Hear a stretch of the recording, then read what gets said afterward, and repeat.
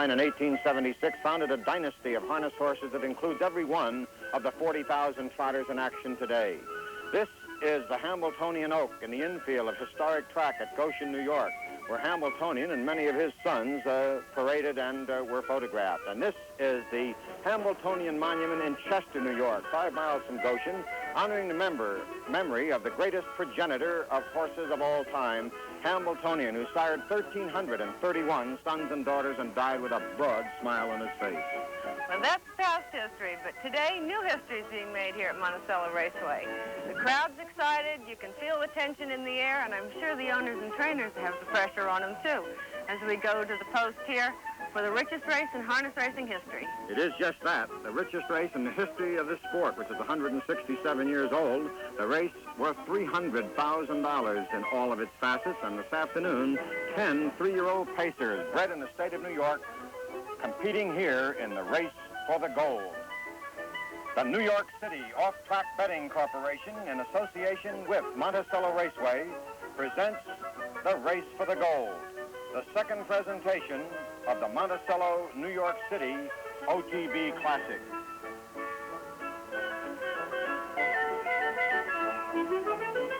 Hi, I'm Stan Bergstein here at a windy and beautiful summer day at Monticello Raceway, along with harness horse owner Gloria Kemper.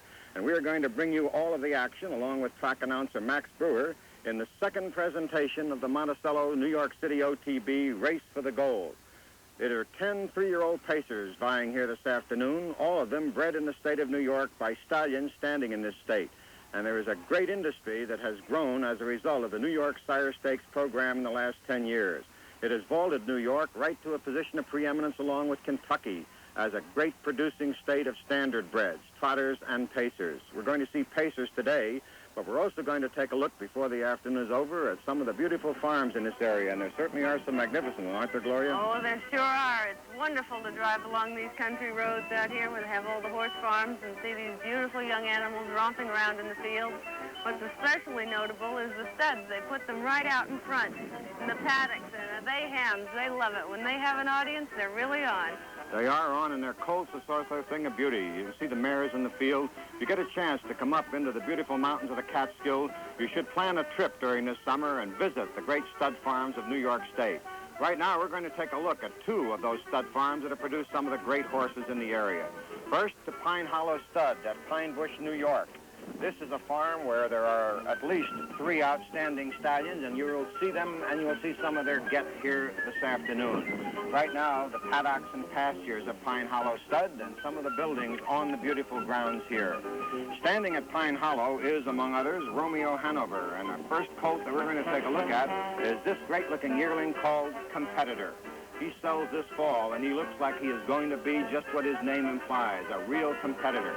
Full of spirit, sired by Romeo Hanover, who has Mandate and Speedy Romeo in the big race this afternoon. And Competitor looks the part.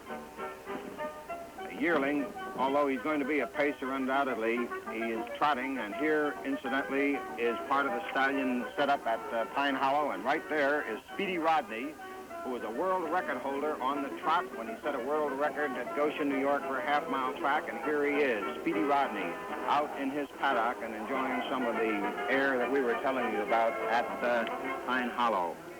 Pastoral scene on the farm, and next we will take a look at Romeo Hanover himself.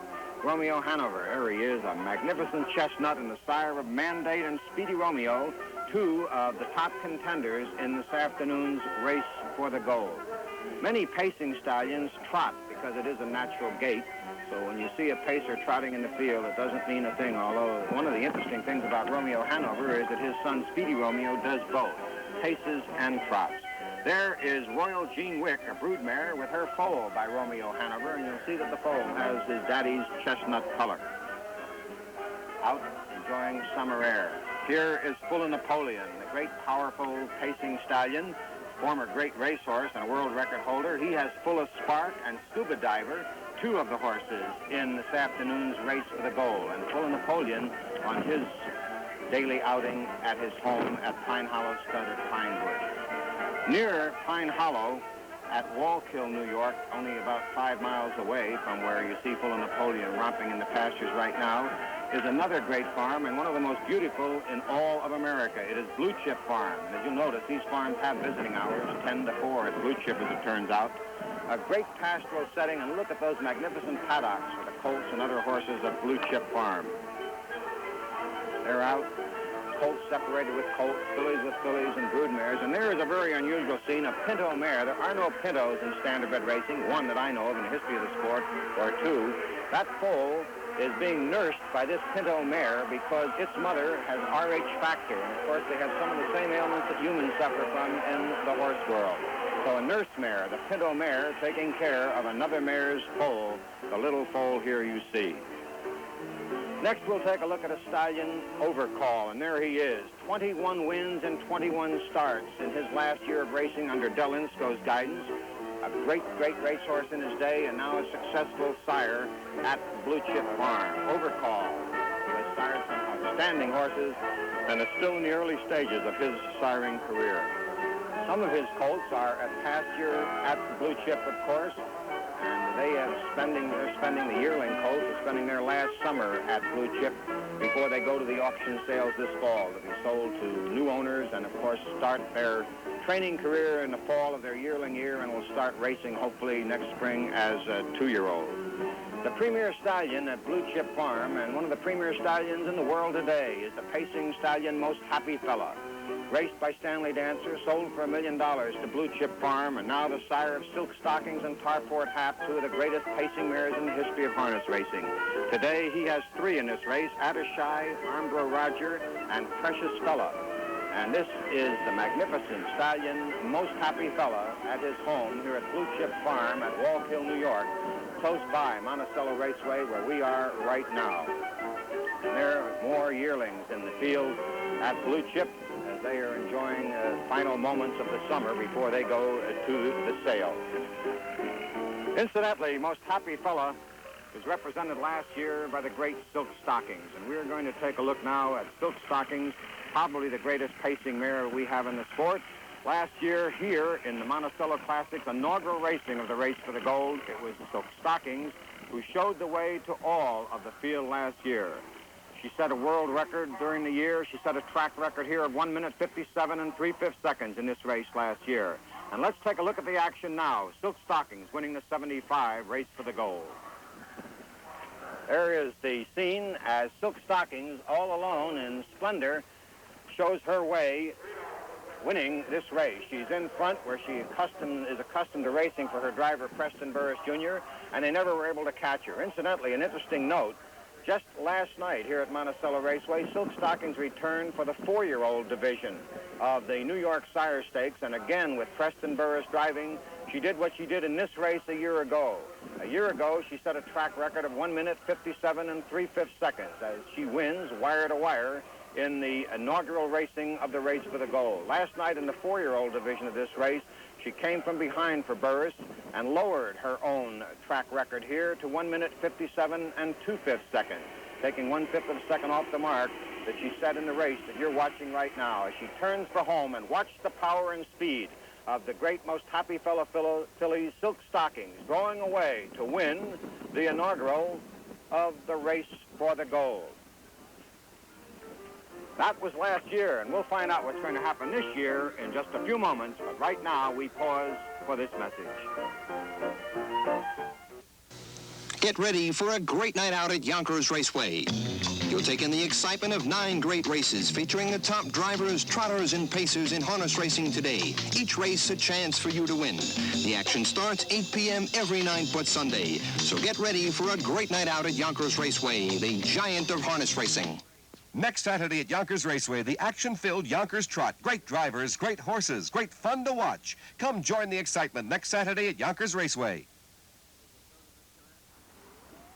Gloria, we are minutes away from the end of this $300,000 trail. You know the feeling as an owner. I certainly do. The pressure is enormous. You wish everyone else luck, but when it comes right down to it, the best wishes go with your horse as it pulls out.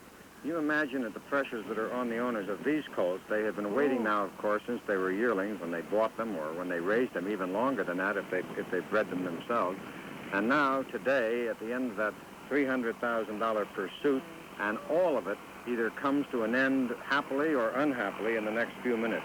What kind of finger gnawing sensation do you get? Just die 1,000 deaths before they really take off away from the gate. All the way around. It's a heartbreak. What are some of the satisfactions you get when you see horses you own winning? To have one win a race, what kind of feeling do you get? Is it like raising your own children? Do you get some intense satisfaction? Well, if you've bred it, watched it grow from a yearling, yes, it is. It's like a child, but they're... Oh, we have to start over. You know, in this case right now, you realize that the horses that are on the racetrack now are coming on the racetrack very shortly for the Monticello OTB Classic, coming out for the $300,000 final, and there is no turning back now. It's right now, Reverend, we're going to take a look at the horses at this point. Number 1 in today's post parade is Mandate. Merritt Doki is the driver, OTB letter A. Mandate, a consistent source, $69,000 winner last year. He's only won $10,000 this year, and he's had a late start. He had some physical problems. He's only started 8 times, but 2 of his last 3 starts have been very good. He paced in 2 minutes and in 1:59 3/5. Number 2, Attashai, Delinsko is driving, OTB letter B. He won 6 out of 12 this year, didn't he? He sure did, but he hadn't been winning against horses of this competition. He's what's known as a nice horse in the field. Nice horses rarely win races this size, and Attashai, should he win today, would be a big surprise. 3, letter C, is Oil Burner with Ben Webster driving. He would not be a surprise. No, he looks like the bargain of the year, though. $40,000 purchase. Actually, was in an $80,000 package with another horse that Stanley Dancer sold to the present owner, William Brooks. The horse has won 4 of his last 6 and been second twice for Benny Webster in his new ownership. Number 4, letter D, is Crafty Rival. Marvin Maker is the driver. Leading money winner last year as a 2-year-old. He was when he won $76,000, Gloria, but this year he's been having a little less luck. He's had $22,008 on his card. He's been second twice, and the only time he finished ahead of these horses was back about a month ago. He'll have to show his top race today. 5, letter E, is Speedy Romeo with Bill Houghton. An amazing 3-year-old at both gates, both the trot and the pace. He's pacing today, and Bill Houghton is considering entering this colt in the $200,000 Yonkers trot next Saturday night, which, if he can do it, would be an unprecedented double. But whether he does it or not, it's highly unusual to see a horse in both gates in the same season. 6, letter F, is Armbro Roger with Joe O'Brien. 7 wins to his credit this year. He has. He hasn't demonstrated yet that he can beat these horses, but anytime you have O'Brien in a race of this magnitude, you've got a shot. And O'Brien wouldn't be here with this horse if he didn't think he had a very strong shot. Number 7, letter G, is Full of Spark and Rick Keebler. Rick Keebler is the youngest of the drivers in the race today, isn't he? He's in his early 20s, 23, and more than that, he's only been driving 2 years. He bought this horse at auction from Bill Houghton for $7,500. And he has an outside assignment and an outside chance today. Number 8, letter H, is Scuba Diver with George Schulte. He was the 10th qualifier and just made it in. Just did, by the skin of his teeth. 9, letter I, is Wolfpack, and Eldon Harner is the driver. He's the leading money winner this year. With $60,000, and certainly one of the horses that they're going to have to beat today. He figures right in the thick of it, and there are many experts around who think that he's the one that will wind up in front. And number 10, letter J, is Precious Fella and Del Cameron. He's been very, very impressive this year. Like Houghton and like O'Brien, Cameron is a Hall of Fame driver. And Precious Fella, whose dam he raced, the mother he raced, he also raced Most Happy Fella in the first start of his career for Stanley Dancer. Cameron thinks he has a good chance, and that would mean when a Hall of Famer says that he does. And that is the field for the $300,000 race for the gold, and we are just minutes away from the action in that brilliant classic. Dan, of the hundreds of horses that were nominated to this race as yearlings, how do we get down to the 10 that are racing here today? The answer, Gloria, is attrition, either through lack of ability, which is the main reason, or through lameness or injury or illness. We got down to where there were 22 3-year-old pacers left a week ago Sunday. They met in 3 elimination miles here, 8 in one race, 7 in 2 others. And the first 3 finishers in each of those eliminations, plus the 4th finisher in the fastest heat, qualified for today's final. In the first heat, it was Oil Burner for Benny Webster, really pouring it on in the stretch to win by 2.5 lengths, with the fastest mile of the 3 eliminations, 1 minute 58 4/5 seconds. Crafty Rival was second, Full of Spark was third, and Scuba Diver, who finished 4th in that fastest heat, also qualified for the final. So Oil Burner with Benny Webster won it, and there he is in solitary splendor in the photo finish by 2.5 lengths. In the second elimination, Precious Fella, driven by Del Cameron, came from behind in the stretch to overtake Speedy Romeo and win with a mile in 2 minutes flat. It was Precious Fella for Del Cameron. Speedy Romeo finished second, and Armbro Roger was third for Joe O'Brien in that elimination. Those three thus qualifying. That mile was in 2 minutes flat, and you'll see the photo of Precious Fella and Del Cameron, and there it is. The third elimination found the powerful Wolf Pack winning for Eldon Harner after he wins a stretch drive with Mandate and Attishai. He scores in 1 minute 59 and 3/5 seconds. So all three eliminations produced 2-minute miles or better. 1:58 and 4 for Oil Burner, 2 minutes for Precious Fella, and 1:59 and 3 for Wolf Pack. Eldon Harner driving as he beats Mandate and Attishai, who also qualified for today's final. There's the photo of that one. 2 weeks ago, on the 10th of July, three of today's horses, Speedy Romeo, Wolf Pack, and Oil Burner, met at Roosevelt in what was a sensational horse race. The most difficult thing you ever find in a horse race is a triple dead heat, and we almost had one, only a nose prevented it. Speedy Romeo was in front, and here's the action as they come through the Roosevelt stretch. Speedy Romeo leading down along the inside, closing is Wolf Pack, and on the outside, Oil Burner driving. The three of them coming to the wire, and it is Speedy Romeo winning it by the barest of margins, a nose, and Wolf Pack and Oil Burner finished in a dead heat 4th place. And if it had been a nose less for Speedy Romeo, it would have been a triple dead heat. And as we say, that is one of the real rarities, and that gives you some idea of how close today's field is here in the race for the gold. At the wire, and you'll see the action, the photo finish, as Speedy Romeo wins by a nose and Wolf Pack and Oil Burner finish in a dead heat. It's close, and it will be close today, and we'll see who the best today is in the race for the gold right after this message. Do you know what the Bronx Zoo is? The Bronx Zoo is a place where animals come from all over the world to see what people look like. At the Bronx Zoo, our animals live in natural environments. So we'd like them to see you relaxed and comfortable too. So dress casually and bring the whole family. Call 933-1759 for easy transportation information. Oh, don't forget, look natural. Stan, I noticed the three horses in the photo and the three winners here last week in the eliminations are all pulling the new modified sulky. Just what is it, and how does it differ from a conventional bike? Well, the modified sulky has revolutionized harness racing this year, Gloria. And to give you a little background, we have to explain how harness racing started. Actually, harness horses were first raced under saddle, ridden. Then it evolved to the old high-wheel wagons, four-wheel wagons. And from there, it went to the two-wheel, high-wheel sulky. In 1892, a Massachusetts inventor named Sterling Elliott got the idea of putting bicycle wheels on it. And you're now looking at the conventional bike that was used in one form or another since 1892 to the present. The man with me is no stranger to it. He's trainer-driver Jim Curran, who last year won a mile in 1:54 4/5 with Sly Attorney. Tell us about the conventional bike first, Jim. Stan, a conventional bike is a wooden bike, been used for years, and the weight is over the wheel. Seat right over the seat right over the axles on the conventional bike.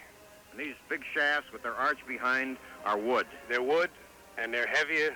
They weigh around 35 pounds, and the modified is much lighter. Let's go take a look at the modified and see the difference. The modified is made of tubular steel, and you can see that it has an entirely different profile than the wooden sulky with its big sweeping shafts. You can also see where the seat is. What does that do, Jim? The seat puts the driver's weight behind the wheels, which gives a tremendous uplift to a horse. It takes the driver's weight off the horse. And most of the horses this year seem to be going faster with this modified. Much, much faster. The bike itself is more dynamically designed, and with the weight off the horse, that's my feeling is why they're going that much faster. That's the story and the difference between the modified sulky you've been hearing so much about, and you'll see 6 of the horses in today's 10-horse field pulling the new modified bike. Thanks, Jim Curran. Thank you. Pre-race speculation here in the race for the gold centers around 5 horses. At the rail, Mandate, who was a top 2-year-old last year, he's being driven by Merritt Dokie, who's one of the hottest drivers in the country this year, and he is pulling the modified sulky. Wolfpack, of course, who is number 9, OTB letter I, starts at the rail behind Mandate. Only 8 will start across, and the 9 and 10 horse, Wolfpack and Precious Fella, will start in the second tier. Eldon Harner drives Wolfpack, who is a son of Cat Bird, another popular New York State sire. The rest of the speculation centers around another trio that we showed you, Oil Burner and Speedy Romeo and Precious Fella. Oil Burner is being driven by Ben Webster. He was sold, as we mentioned, in a package of 2 horses, along with another horse called a Fella Rainbow. And here is what Ben Webster said. Purchased May 10th, and I took up the driving charge on the 21st of May, and he wins 4 and had 2 seconds. He's a very nice colt, an easy colt to drive. I'm sure he's a contender in this race, and it's going to not be an easy one. There's a lot of nice colts in this race, and all we can hope for is little luck, and we're going to need a lot of it. Speedy Romeo doesn't only pace as he is today, he also trots, and it's up to trainer-driver Bill Houghton to decide whether he's going to pace him or trot him. Today, he is going for a $300,000 lion's share here on the pace. Next week, he's thinking of racing on the trot. Here's what Houghton says. Speedy Romeo. Speedy Romeo is a bit of a double-gated freak. He won a stake this year, $43,000 on the trot, and, of course, qualified for this race, and looks like he has a good shot today. Some people think that Precious Fella might be the surprise of this entire race today. And we're going to find out right now whether they're right or whether they're wrong. For the horses are in behind the Mobile starting gate. The gate is moving underway now for the start of the second presentation of the $300,000 Monticello New York City OTB Classic. The 3-year-olds, 10 of them, all of them sired by New York State sires. In behind the starting gate, which picks up speed. 8 across, 1 through 8. And then number 9, Wolfpack, who's letter I, at the rail behind Mandate. And number 10, Precious Fella with Del Cameron, who's letter J, in behind Attishai, who is the 2-horse. Right now, we're going to find out the answer to the race for the gold. And to find out that answer, let's go up to Monticello's track announcer, Max Brewer. Here they come.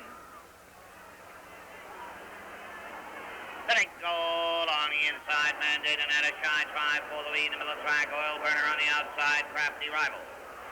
Straight to the first turn is Mandate that has the early speed. Wolfpack on the inside is second. Attishai between horses third. Oil Burner 3 wide 4. On the inside, Precious Fella fifth. Crafty Rival between horses sixth. Speedy Romeo on the outside seventh. Armbro Roger eighth. Fuller Spark ninth. Scuba Diver is 10th. They go to the quarter pole. Mandate has the lead. Attishai on the outside second. Wolfpack along the rail third. They rattle by the quarter 28 and 2/5. Here that paddock turn the first time. Mandate under a snub hold has the lead by a length. Attishai is second. Wolfpack is off stride. Crafty Rival is off stride. Oil Burner now drops in third. Speedy Romeo fourth. Wolfpack now back facing fifth. On the outside, Fuller Spark sixth. Precious Fella seventh. Crafty Rival eighth. Scuba Diver ninth. Armbro Roger off stride is 10th. They're by the half, 58 seconds flat. Here that come out, turn the second time. Mandate has the lead by a length. Attishai is second. Oil Burner third. Speedy Romeo fourth. Wolfpack fifth. Fuller Spark on the outside sixth. Precious Fella along the rail seventh. On the outside, Crafty Rival eighth. Scuba Diver ninth. Armbro Roger is 10th. They lead the 5/8 head towards the 3/4. Mandate has the lead. And Oil Burner now ranging up on the outside to challenge. Attishai along the rail third. Speedy Romeo fourth. They're by the 3/4, 1:29 flat. Here to that paddock turn the final time. Mandate holds onto that lead 3 parts of a length. Oil Burner on the outside second. Attishai along the rail third. Speedy Romeo fourth. Precious Fella fifth. They've got an eighth of a mile of pace. Now they turn for home.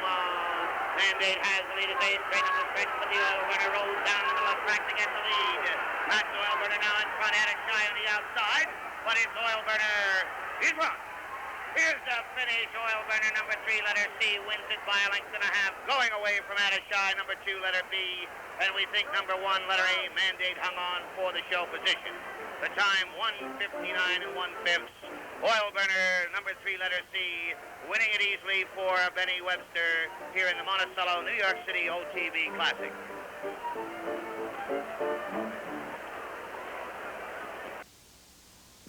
Are you ready to play on the hottest team in town today? The New York Mets! Any season at all, you can drop around or you can even call the New York Mets. If you want to have the kind of fun you haven't had yet, then OTB is bound to be your very best bet. So come on in and join the crowd. What a horse is set. We're the New York Mets! The New York Mets! The New York Mets!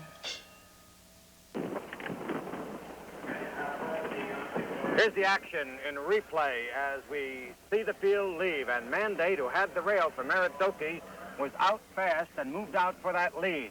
Wolfpack, who was right behind him, got a good break, and up on the outside, Attishai was parked, and so was Oilburner on the outside in fourth.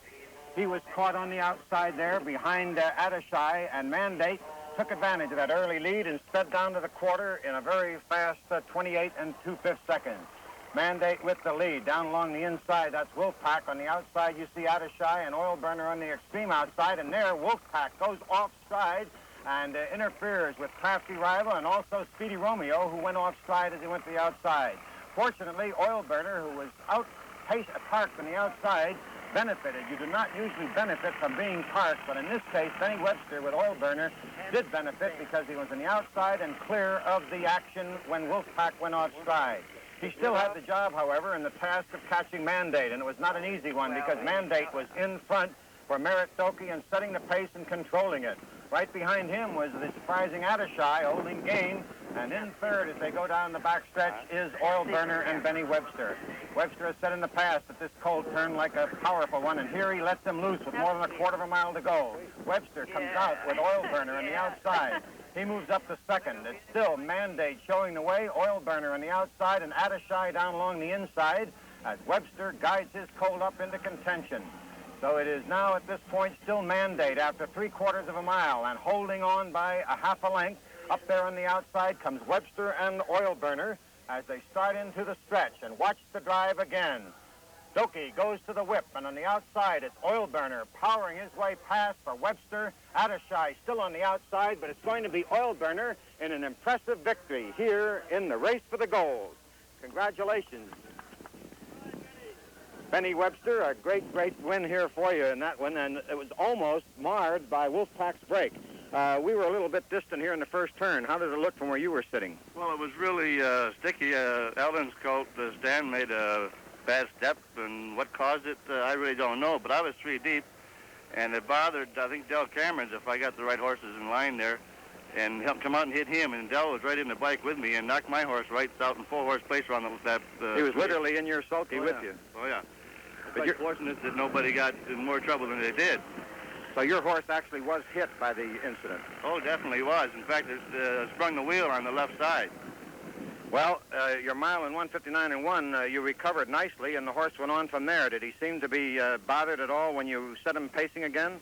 Well, I was quite concerned. You know, I was 3 deep in the first turn. Now at the backside, I tried to get in to follow Del Ensko's colt, Attishai, and I couldn't get that job done, and looked pretty desperate for me coming to 3/8 pole until that misfortune for Mr. Harner, who made a break for me. Were you afraid to stay behind Attishai going down the backstretch? You think he might slow down coming that last quarter? I would have loved to have gotten in behind him, but I think it was Marvin Maker with that Crafty Rival colt. He was right up tight. Just wasn't enough room for me to get in behind Mr. Ensko, and I was in desperate trouble coming to the quarter pole. Did you think heading for home that you had Mandate put away pretty well? Although when I got up to Mandate at 3/4 pole, I was quite confident from then on, because this colt, he just never wears down. He's just a real monster, and I thought the mile would go more than it went today. Let's take a look here, Benny, at the slow-mo replay as we see the action. Come on up here and take a look coming through the stretch. Here's Mandate down along the inside. You on the outside coming on. You know, right here, my colt, he's not interested. You know, if he's on the front end and against the fence, well, he gets pretty brave, and he'll go a big mile, but playing outside of a horse, he'll just take and have a tendency just to go enough to get the job done. But right here, he's pretty comfortable. I took and hit him for the first time that I've ever drove him. I bumped on him a little bit today. But first time you ever put the whip to him? First time I've ever tried to hurt him, you know, and make him sting and get him back in gear. But I was well spent to the 3/8 pole, 3 deep all the way to there. And this horse came as a package for $80,000 along with a fellow Rainbow. Yes, and there's another real fine colt. I went with that fellow Rainbow colt at Brandywine, a real fast racetrack in 57 flat. Pretty good buy for Mr. Brooks from Wilmington, Delaware. Has he been in the horse business for a while? He's raced horses, I think, now between 8 or 10 years, and he's been quite fortunate. He's got 8 horses right in the stable now that can pace on a big racetrack in 2 minutes. Well, it's a great break for him, Benny, and it's a great break for you to come up with a colt like this. Stanley Dancer was training this colt and a fellow Rainbow prior to this year, right? Stanley trained this colt as a 2-year-old and raced him a little this year in the spring as a 3-year-old, and the colt was kind of not a ambitious colt, and Stanley didn't like him because of that factor, I believe, and Mr. Brooks had an opportunity to buy him, and he just took a shot. And $80,000 at the way he was racing was a lot of money for the colt. But, well, of course, you got 2 for 1. Let's see if we can read the results from here as we take a look at the tote board, which is off in the distance. We can see that the winner apparently now is up. It's 360, 320, and 260 on number 3, letter C, Oil Burner. Number 2, letter B, Attashai, paid $760 and $460. And number 1, letter A, Mandate, paid $4.20 to show. It was an OTB exacta race here, and it was also a trifecta race on the Classic here. And there is the trifecta. It is 3, 2, and 1, which is a C, B, and A trifecta. And it pays $304.50 in the trifecta here at Monticello. We won't be able to give you the exact price yet. That was not a pool here at the track, but that was the action in the inaugural Monticello second running of the Monticello OTB Classic and the race for the gold. Gloria, were you thrilled by this action today? I certainly was. This is more than enough excitement for one day, for one person. Well, it was, and it was a race that was somewhat marred and by a momentary break that scattered the field, as you saw, coming around the turn to the first stretch. But fortunately, Oil Burner was able to recover, and he was able to come on and score a victory as the odds-on favorite here, and so form did prevail. That's it for Gloria Kemper, who has been with me today, for announcer Max Brewer. I'm Stan Bergstein. We want to thank all of the folks here at Monticello Raceway and OTB for the presentation of the race for the gold. You can get the exact prices tomorrow in your newspapers and on radio, and that is the story from the race for the gold. Announcers on the Monticello New York City OTB Classic 2 were approved by Monticello Raceway and the New York City Off-Track Betting Corporation and contracted for by Marvin A.